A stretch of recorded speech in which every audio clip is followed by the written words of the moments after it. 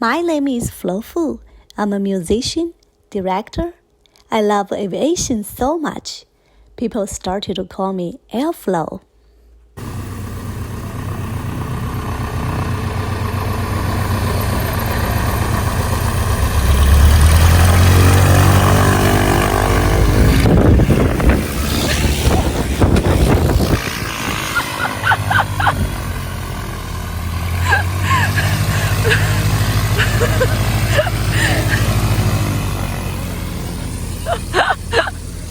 That scared me. Yeah, I know.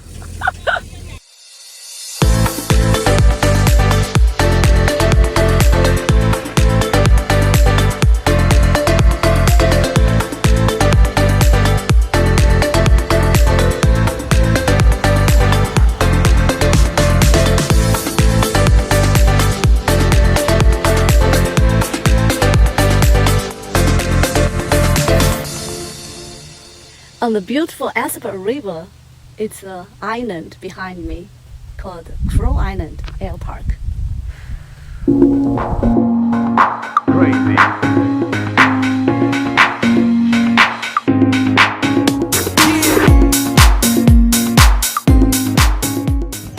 Hello, my name's Rob Albright, and I'm the owner of this Crow Island Airpark, wonderful flying place.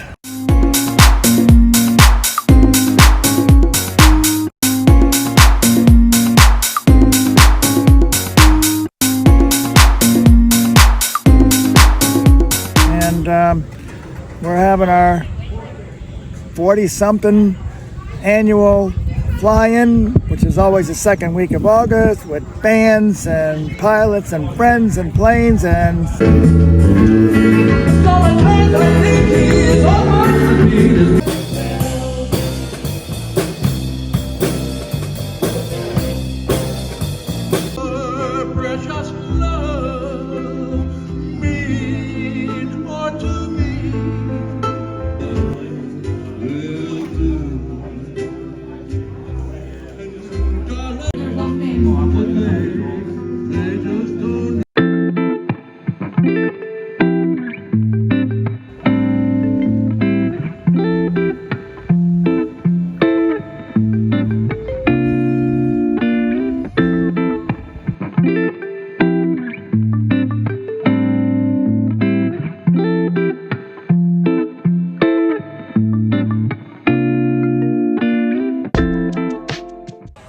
So CIA is actually Crow Island Airpark. Correct. Why you start the airport? So the history of Crow Island is this. Around 1975, we had Vector, Ultralights, and some others, and we were 3 miles north at the Minuteman Airport. And we were only flying about 35 miles an hour, and we had a training school there, and the airport manager said, "We can't mix you with the airplanes. You're too slow, so I want you to take off, go somewhere else, and then come back when you're done."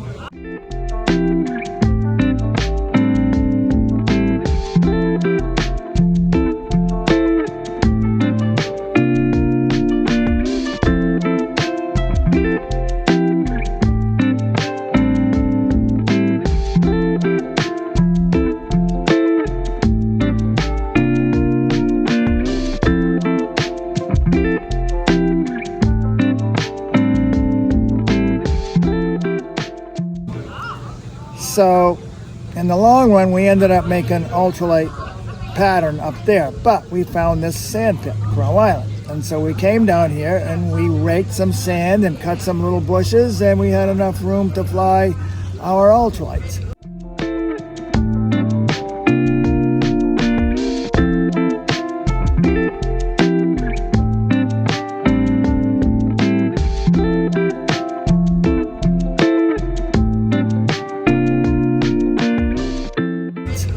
And then, so we would do that, and then all of a sudden a little J3 came in, and so we raked some more sand, cut some more bushes, and then pretty soon another one came in, and pretty soon this was a full-fledged tail dragger airport in 1975 or 6. Actually 1978. So it grew from there. The owner let us do it, and then the owner let us buy it by 1983. And that's when the government made Part 103 and the two-place ultralight exemption. And so we've been known as, ever since, a ultralight airport, with the light sport and the trikes and everything. And of course 2006 light sport came, and so everybody changed over to light sport, and so we're still 103 ultralights, light sport airplanes, Piper Cubs. We don't fly at night, we fly during the daytime, and here we are having our 2023 annual fly-in.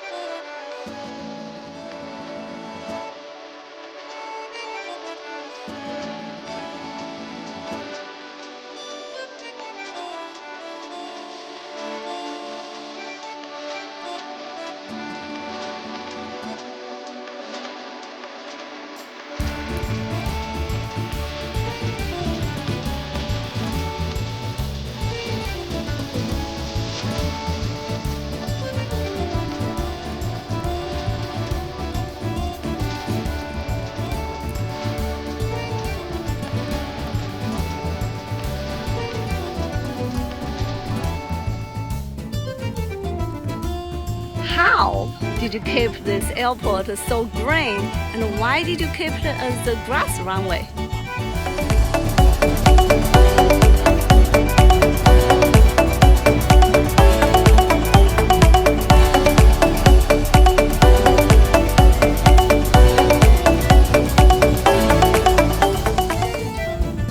Grass runways are preferred by the tail dragger airplanes because they really have to work super hard, and it wears their tires out to land on hard times. So you'll notice that all the old biplanes and tail draggers from the 40s and 30s and on up, they want to land on grass.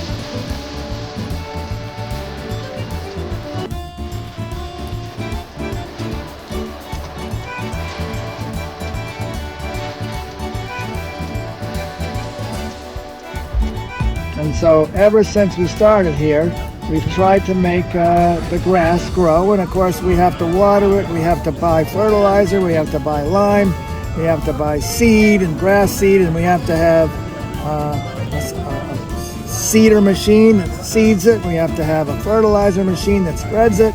And we got to have the fire truck that pumps the water and all the pipes. And so green grass is, you got to do this to have green grass. And so we've been working real hard on it this last year because we have some money now that we're not building hangars, and we're going to keep spending money and making this grass as good as it ever was.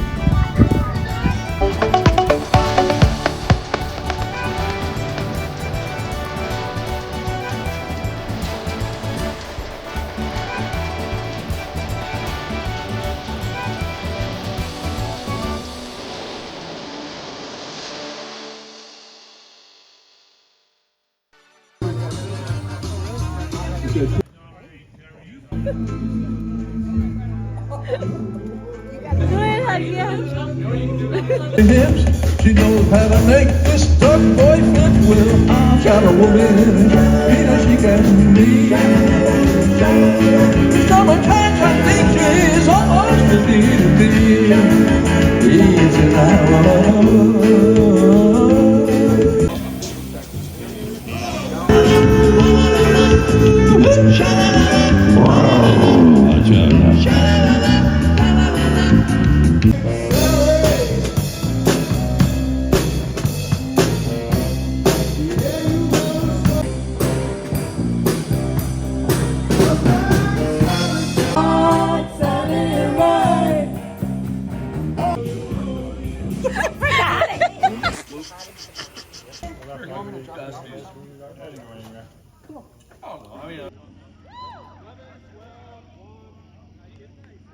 Everyone is telling me they're having fun here, and no matter what kind of airplanes they fly, and even they don't fly, they brought their RV here. So how did you build this and keep this atmosphere? I'm not sure when it started, but about 40 years ago, probably in the late 70s, early 80s, somewhere we decided, okay, we're going to have an annual fly-in picnic at Crow Island. It was probably after I owned it, so that would be 1983. So probably starting then, we just decided that on the second weekend of August every year, we're going to invite everybody to come and fly here, and we're going to have bands, and we're going to have food, pancake breakfasts, and we're just going to have a good time. And it's going to be, it was meant to be for ultralights and little planes, Piper Cubs, and that type of aviation. And of course it grew to now everybody comes with everything that flies, and so it's just gotten bigger after, I don't know, what is it, 40 years, and so now it's pretty much the same every year. One of the biggest years we ever had was kind of when COVID was ending and everybody was sick and tired of being home. Wednesday night we had 200 people camping, and it was a 4-day weekend. So this has been a great weekend. We've had a lot of flying, perfect weather, no wind, and nobody's had any problem with their airplane, so everything is good, and I call it so far, so good. Oh, I flow.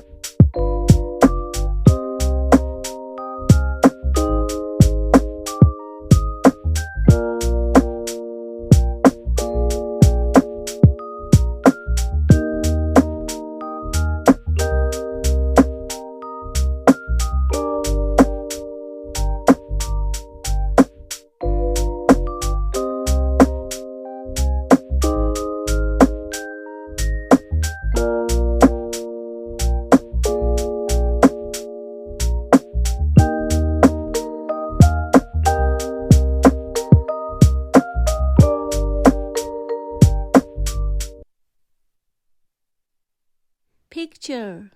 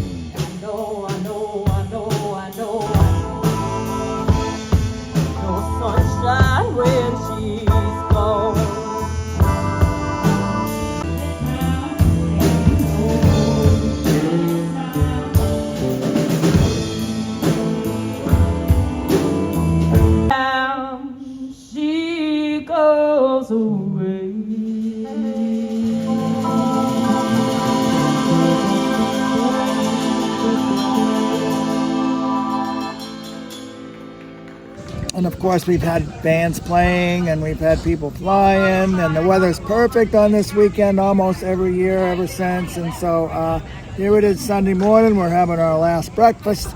Everybody's getting ready to pack up and go home, and so far, so good. Great weekend.